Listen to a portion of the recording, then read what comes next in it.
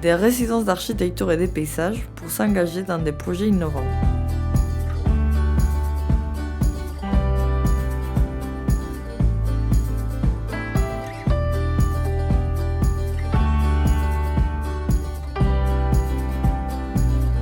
Pour une collectivité, comment rebondir après une résidence ?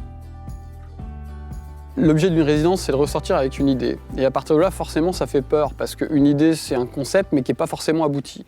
Donc pour un élu, c'est vers quoi on va, quel budget on va se doter pour créer un projet. Ça va être... les craintes, elles sont de plusieurs ordres. Il y a des craintes financières, il y a des craintes administratives. J'ai une super idée, mais je ne sais pas comment je vais la mener à bien. Je ne sais pas vers qui me tourner pour m'accompagner.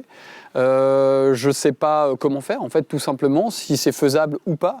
Et donc, en fait, l'objectif du parc, c'est d'arriver justement à articuler ces différentes étapes pour accompagner les élus et passer justement de l'idée au projet. C'est donner du temps pour mûrir les intentions des projets et savoir se faire accompagner.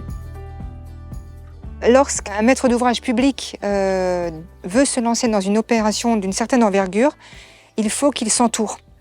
Et il ne faut surtout pas qu'il ait peur d'aller chercher les personnes qui peuvent l'accompagner. Donc les personnes qui ont les bonnes compétences au bon moment.